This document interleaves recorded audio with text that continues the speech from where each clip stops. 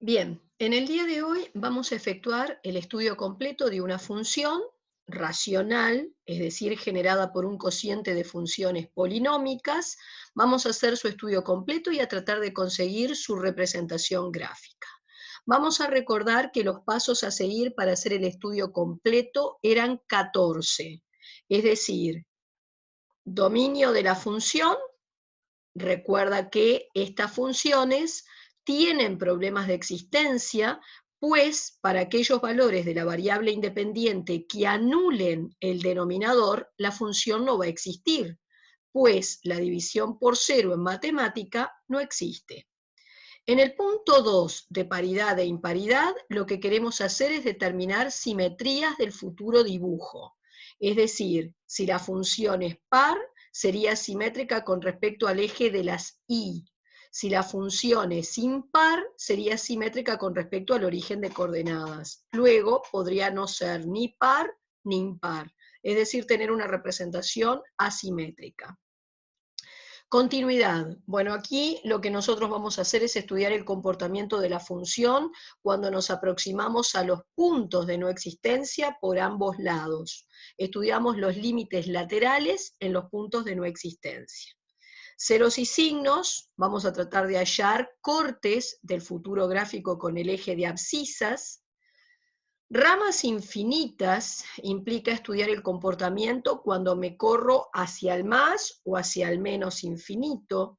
Asíntotas, acá obviamente si habían asíntotas verticales, salían en los puntos de no existencia, fueron determinadas en el dominio, pero en este punto 6 lo que hacemos es detectar posible presencia de asíntotas horizontales, rectas paralelas al eje de las X, a la cual el dibujo tendería a pegarse, y oblicuas.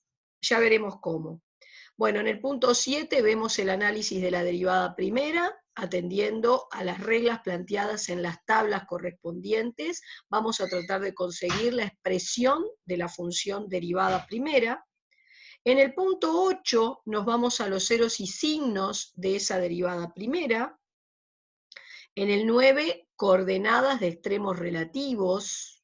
Recuerden que en los valores de la variable independiente que anulaban la derivada primera y había un cambio de signo a uno y otro lado de los mismos, teníamos abscisas de extremos relativos, máximos y o mínimos relativos. En este punto 9, obviamente, si yo quiero ubicar el extremo relativo en un par de ejes coordenados, no solamente necesitan tener detectado la abscisa de este punto, sino su correspondiente ordenada.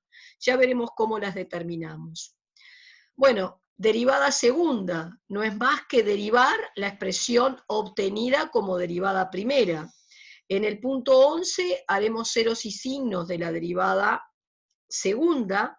En el 12, coordenadas de los puntos de inflexión, si es que se detectan. 13, tangente en los puntos de inflexión, y por último 14, ordenada en el origen, que implica detectar a qué altura corta el futuro gráfico, si es que lo corta, el eje de ordenadas. Bien, vayamos directamente entonces a un problema práctico. Acá me piden efectuar el estudio analítico y la representación gráfica de esta función racional, porque está dada por un cociente de funciones polinómicas. Tengo en el numerador un polinomio de segundo grado y en el denominador uno de primero. Bien, empezamos entonces con los 14 pasos que punteamos hace un momento. Punto 1. Dominio de la función. Recuerden que determinar el dominio de una función es determinar para qué valores de la variable independiente, en este caso sería x, esta función existe. Vamos a recordar que habíamos mencionado que las funciones que presentan problemas de existencia eran de tres tipos.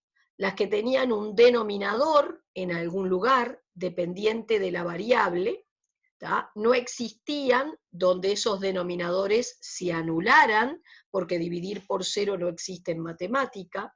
Aquellas que presentaban algún logaritmo, porque para que un logaritmo exista tiene que cumplir ciertos requisitos de existencia, y por último las que tenían un símbolo de raíz de orden par, por ejemplo raíz cuadrada, raíz cuarta, donde la cantidad subradical debe ser mayor o igual que 0 para que la función existiera. Volviendo a nuestro caso en particular, cuando estamos trabajando con una función racional de este tipo, estas funciones van a presentar un problema de existencia donde el denominador se anule, se haga 0. Entonces, yo lo que hago es tomar el denominador, ver cuándo se hace 0, en este caso lo teníamos factoriado, voy a aplicar propiedad hankeliana, para que un producto se anule deberá hacerse 0 por lo menos uno de los factores que integra el producto, y en este caso implicará, ya que el factor 3 no se va a anular nunca, que se anule el x menos 2, y él lo hace cuando la x vale 2. Ergo, si la x vale 2, este denominador se estaría haciendo 0, y como dividir por 0 no existe en matemática, no va a existir la expresión entera. Por lo tanto, anotamos que el dominio de esta función son todos los reales excepto el 2, que era el valor que anulaba tu denominador. Ya en este momento podemos ir a un par de ejes coordenados. Les sugiero que el dibujo sea grande, del tamaño de toda una carilla. Vamos trazando nuestro par de ejes coordenados, eligiendo una escala, y entonces por 2, que sería el punto de no existencia, va a aparecer una asíntota vertical que el futuro dibujo no va a poder cortar ni tocar nunca. Punto 2. Paridad e imparidad. Aquí estamos detectando entonces, como mencionamos hace un momento, presencia de simetrías con respecto al eje de las Y, simetría axial, o con respecto al origen de coordenadas, simetría central. Para detectar si una función es par, vamos entonces a determinar la expresión del f de menos x, que no es más que ir a la función de partida y donde hoy tenías una x, cambiar por menos x. Efectuamos entonces la operativa y comparamos la expresión resultante contra la f de partida. Si las expresiones son distintas, como nos pasan en este caso, la conclusión que vamos a sacar es que la función entonces no es par, no va a ser simétrica con respecto al eje de ordenadas. A continuación, determinamos la expresión de menos f de menos x, que no es más que anteponer un signo de menos delante de la expresión obtenida en el renglón de arriba. Un menos delante de una fracción, recuerden que va a cambiar el signo del numerador o del denominador, no de ambos. En este caso yo decidí dejar mi numerador igual y cambiar entonces el signo del denominador. Pero como el denominador está escrito como un producto de factores, recuerden que un signo de menos delante de un producto cambia a su vez solo el signo de un factor, y decidí cambiárselo entonces al paréntesis. Vuelven a comparar esta expresión contra la f de partida y como van a ser distintas, la conclusión va a ser que tampoco va a ser entonces impar, simétrica con respecto al origen, esta función. Bien, punto 3, continuidad. ¿Qué es lo que implica estudiar la continuidad? Bien, estudiar el comportamiento de la función cuando me arrimo a lo que era el punto de no existencia, en este caso el 2, por derecha y por izquierda. Vamos entonces a tomar nuestra función de partida y a reemplazar la x por 2. Arriba, si hago cuentas, es 2 por 2, 4, por 2, 8, menos 16, menos 8, menos 10, menos 18. O sea, un número menor que 0. Y acá abajo te da 0. Cuando una parte de la expresión se anulaba y estaba frente a lo que yo llamaba un límite lateral, había que estudiar aparte el signo de ese pedacito que se estaba anulando, para saber en definitiva si era un 0 más o si era un 0 menos. Observen que si yo estudio el signo de ese x menos 2, coloco la raíz, arranco a la derecha con el signo del término de mayor grado que es positivo, entonces si vos te vas a arrimar al 2 por derecha, me voy a arrimar por acá, sería un 0 más, ¿está? 0 más por más 3 sigue siendo 0 más. Entonces es un número sobre 0 da infinito y el signo siempre por regla de signos. Menos dividido más da menos. Ya estoy en condiciones de transportar esta información a mi par de ejes coordenados. Y luego, entonces, cuando me arrimo al 2 por izquierda, arriba te seguirá dando el menos 18, abajo ahora me daría 0. Fíjense, si me arrimo por izquierda, al 2, por acá, me daría 0 menos. Menos dividido menos daría más, y el resultado sería entonces más infinito. Bien, punto 4, 0 y signos de la función. Fíjense que la función de ustedes es racional. Vamos a estudiar, por un lado, ceros y signos del numerador, luego ceros y signos del denominador y por último, cociente. Vamos a empezar por nuestro numerador, que es un polinomio de segundo grado. Lo voy a resolver por Bhaskara y al aplicarle un Bhaskara me da una raíz en 5 y la otra menos 1. Así que coloco sobre un eje de abscisas las dos raíces conseguidas y arranco a la derecha con el signo del término de mayor grado en ese numerador, que es positivo. Por lo tanto, es más, paso por una raíz simple, cambio, paso por raíz simple, vuelve a cambiar.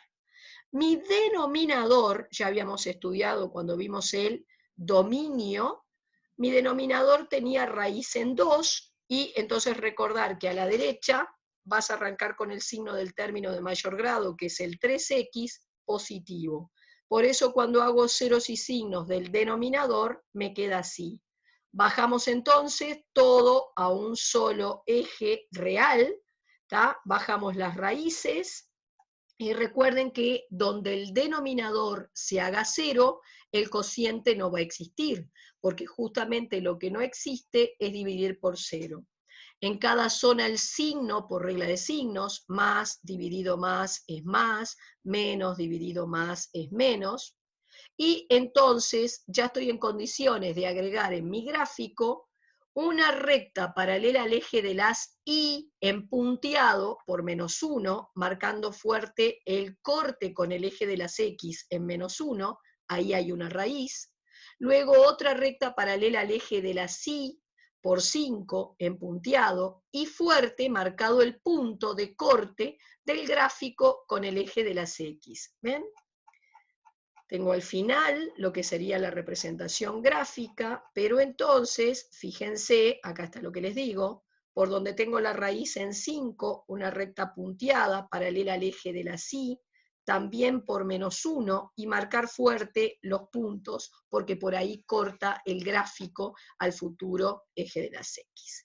Y luego además tenían en cada tramo un signo que les va a permitir, por ejemplo, si a la derecha del 5 el signo te dio más, significa que el futuro dibujo va a estar por arriba del eje de las X y por ende aparece marcado, suavecito, tachado, sombreado, esta zona por donde no va a pasar la función. Y así fui haciendo el análisis en cada uno de los tramos correspondientes. ¿Está? Bien. Ese sería el punto 4, ceros y signos de la función. Así que ahora paso al punto 5, que era estudiar las ramas infinitas. Es estudiar el límite de la función cuando x tiende a más infinito y también al menos. ¿Tá? Fíjense que acá tienen expresión polinómica, tendencia infinita, quien gobernaba el comportamiento de ese numerador era el término de mayor grado, ¿tá? Entonces simplemente reemplazás aquí en el 2x2, la x por el valor de la tendencia, sería más infinito al cuadrado más infinito por más 2 más infinito. Entonces todo tu numerador se comportaba como se comportaba el término de mayor grado y terminaba tendiendo al más infinito. Abajo también tenemos una expresión polinómica, la tendencia es infinita, gobierna el comportamiento del denominador, el término de mayor grado, que va a ser un 3x, entonces solamente cambiábamos ahí en el 3x, la x por el valor de la tendencia, te quedaría un más infinito y entonces todo mi denominador tendiendo a más infinito. Infinito arriba, infinito abajo, no importa en realidad los signos, era una indeterminación. ¿Cómo se levantaba un infinito sobre infinito generado por cociente de polinomios? Tomando el término de mayor grado arriba y el término de mayor grado abajo. Una x de abajo se simplifica con una de las dos que tengo arriba y entonces me termina dando 2/3 por x, vuelven a cambiar x por el valor de la tendencia y entonces me da más infinito. Así que cuando la x se corre hacia el más infinito, la función se nos va al más infinito.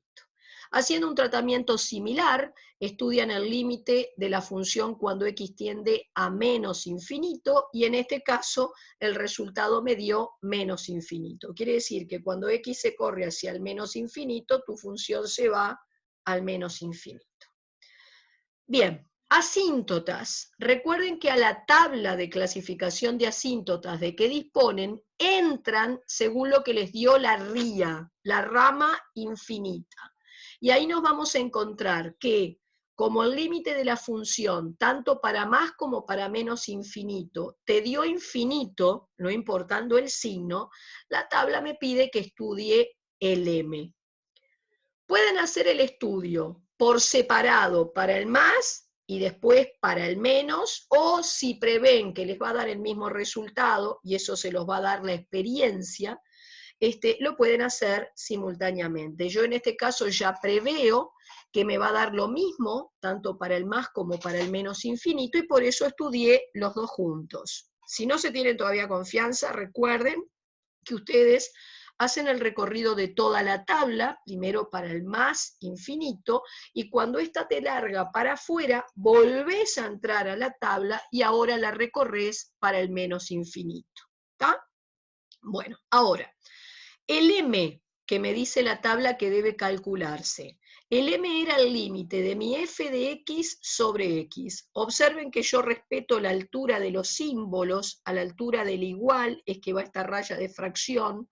Por arriba va el f de x, por debajo va la x, que ya transformé en fracción poniendo un denominador 1. Acá parece medio cortado, pero habría un 1 que agregué para transformar en fracción. Bien, cociente de dos fracciones. La primera fracción se deja igual y en lugar de dividir, se multiplica por la segunda invertida. Luego hacen numerador por numerador, denominador por denominador, y esto es lo que resulta. Cambian x por el valor de la tendencia, expresión polinómica arriba y abajo gobiernan los términos de mayor grado. Arriba te da infinito, abajo también, eso era una indeterminación, y según la regla 2, un infinito sobre infinito generado por cociente de polinomios se levantaba tomando los términos de mayor grado arriba y abajo. En este caso se cancela el x2 de arriba con el que está abajo y el resultado es 2/3. Así que ese es el M, el coeficiente angular o pendiente de la futura asíntota oblicua. Como el M nos dio un número distinto de 0, me pide que calcule el N. Y el N era el límite de mi f de x menos m de x. Entonces yo acá aparece mi f de x y le quito m por x. Recuerden que cuando ustedes tienen el límite de una suma o resta de funciones que son de la misma especie, cociente de polinomios da un polinomio y esto es un polinomio, antes de cambiar x por el valor de la tendencia tendrán que reducir la expresión a un solo término, llevando a común denominador. Bien, obviamente el común denominador entre 3 por x menos 2 y 3 es 3 por x menos 2. Recuerden, el común denominador nunca puede ser más chico que ninguno de los denominadores en juego. ¿Es igual al más grande de todos o es mayor que todos los que tienen? Bien, y luego hacemos el procedimiento normal al reducir a común denominador, es decir, Mi común denominador se divide por el denominador que tengo, en ese caso es 1, y entonces multiplican lo que está arriba por 1. Viene un menos, mi común denominador lo divido entre 3, me quedaría un x menos 2, así que lo que está arriba, que era el 2x, va por el x menos 2 que le falta. Hacen cuentas en el numerador, jamás en el denominador, reducen términos semejantes, ¿tá? Y esta es la expresión que me queda. Vuelvo a cambiar x por el valor de la tendencia, son expresiones polinómicas arriba y abajo, gobiernan los términos de mayor grado, te vuelve a dar una indeterminación y la levanto por regla 2, quedándome con el término de mayor grado arriba y abajo. Se van las x y el resultado es menos 4 tercios. O sea, el n, el término independiente de esa asíntota oblicua, sería menos 4 tercios. Y esta es entonces la ecuación de nuestra asíntota oblicua que me daría lo mismo, tanto para el más como para el menos infinito. Sería una sola recta que atraviesa todo mi gráfico. Obviamente, para dibujar una recta, voy a tener que recurrir a la construcción de una tabla de valores. Recuerden que van a elegir siempre 3 valores de x, por lo menos 3. Acá aparece cortado, se cortó el tercer valor, complétenlo con un valor cualquiera, y entonces van a ir al gráfico, van a ubicar los 3 puntos que determinaron, y si quedan alineados, la recta que pasa por ellos es la asíntota oblicua que tú estás buscando. Sigo. Derivada primera. Recuerden que para hacer la derivada primera vamos a valernos de las reglas correspondientes a la derivación. Para empezar a derivar, lo primero que ustedes tienen que hacer es decidir cuál es la operación fundamental que gobierna el ejercicio. Bueno, para mí, esto ante todo es un cociente. Entonces, es derivada del primero por el segundo menos primero por derivada del segundo sobre el segundo al cuadrado. Ojo que abajo tenías un producto, así que cuando hagas el cuadrado del de abajo, es el cuadrado del 3 y el cuadrado del x menos 2. Bien. Acá lo que tengo que derivar es una suma y resta de términos. Recuerden que es la derivada de cada uno de estos términos. Entonces, la derivada de 2x2 deja el 2 quieto, deriva el x2 que es 2x, por eso daría 4x. El de esto es menos 8 y el de esto es 0. Copié esto igual, viene un menos, copié este paréntesis, y acá hay que derivar esta expresión, que la voy a tratar como un k por u, un número por una expresión. Recuerden que se deja el k quieto y solo derivan el u. Sigo. Esta derivada que me falta me va a dar 1, porque es la derivada de la x, 1, la derivada del 2, 0. Y entonces, antes de ponerme a hacer cuentas a lo bobo, recuerden que pueden intentar sacar algún factor común que quizás termine reduciendo un poco la operativa. Entonces, fíjense que yo de este paréntesis curvo podría sacar un 4 de factor común. Si saco el 4 de acá, dejo x. Si saco el 4 de acá, un 2. Siempre chequen que al hacer la distributiva se regenere la expresión que tenían. Copio estos dos factores igual, acá saco un 2 de factor común de ahí adentro, y bueno, esto me da un 3. Entonces, ¿qué se repitió en los dos términos que tienen acá arriba? Y podríamos sacar un 6 de factor común. ¿Tá? Este era 4 por 3, 12, y este era 2 por 3, 6. Si saco un 6 de factor común, de este 12 que está acá te queda un 2, y este. Viene un menos. Si de acá sacaste el 2 por 3 que te daba 6, solo dejaste este paréntesis. Y abajo todo igual. Pero entonces el 6 que multiplica a todo lo que está arriba se puede simplificar con este 9 entre 3, te queda un 2 acá, un 3 acá, y ahora sí me dispongo a empezar a hacer las cuentas que están arriba. Jamás hacen cuentas abajo. Bueno, acá empecé por este producto de 2 paréntesis. Acá ya quité el paréntesis que está precedido por un menos, entonces va a cambiar el signo de todo lo que estaba adentro. ¿Tá? Después acá voy a multiplicar por 2 cada uno de estos términos. Voy a agrupar términos semejantes, ¿Está? Acá este se cancela con este, me quedó solo este que está acá, en fin. Y esta sería la expresión que consigo para mi derivada primera. En el punto 8, donde voy a hacer ceros y signos de la derivada primera, como es un cociente, tienen que estudiar ceros y signos del numerador y del denominador, para luego ir al cociente. En el numerador tengo un producto, este producto se hace cero, solo si se hace cero esto, porque el 2 no puede anularse. Es de segundo grado, le aplicas báscara, me queda una cantidad subradical negativa y ello me conduce entonces a raíces imaginarias. Por lo tanto, cuando voy a hacer el signo de mi numerador, no tengo raíces reales para colocar, pero sí tenés un signo que es el del término de mayor grado, que en este caso sería el 2x2 positivo, por eso va todo más. En el denominador tendrías una raíz 2 doble, ¿tá? Este paréntesis se repite 2 veces, por eso la raíz 2 es doble. Arrancás de este lado con el signo del término de mayor grado y acá repetís. Cuidado que el signo del término de mayor grado es el que resulta después de que haces el cuenterío, o sea, en mi cabeza sería un x2 por 3, positivo. Bueno, y ahí bajamos todo. Acá en el signo total de la derivada, observen que no habría valores de x, donde la derivada primera se hace 0, y hay un cambio de signo a uno y otro lado, ergo no voy a tener extremos relativos. Y lo otro es que en las zonas, en este caso en ambas, donde la derivada primera fue positiva, tu función original sería creciente. Eso es lo que me están indicando las flechas a color que entonces estamos viendo. Bueno, punto 9, coordenadas de extremo relativo, acá no va a corresponder porque no detecté abscisas de extremos relativos, y voy entonces a mi derivada segunda. Fíjense que mi derivada primera, que quedó escrita así, la puedo visualizar de este modo.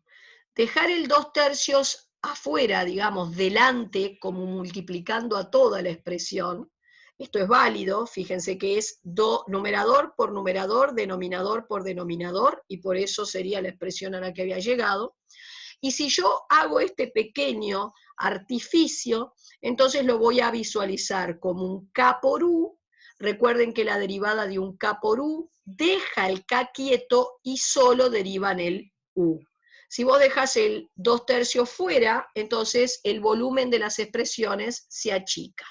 Bien, dejo el 2/3 fuera, voy a derivar esto que es un cociente, es la derivada del primero, ya lo hice, es 2x menos 4, el 13 es 0, por el segundo, menos primero, y la derivada del segundo es un u a la n, pasa la n para adelante, el u queda a la 1 menos por u', ¿ven?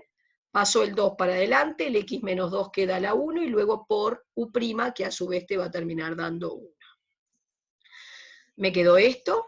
Antes de hacer cuentas en ese numerador, fíjense que ustedes tienen dos términos, y se ha repetido en ambos el 2 y un x menos 2, que voy entonces a sacar de factor común.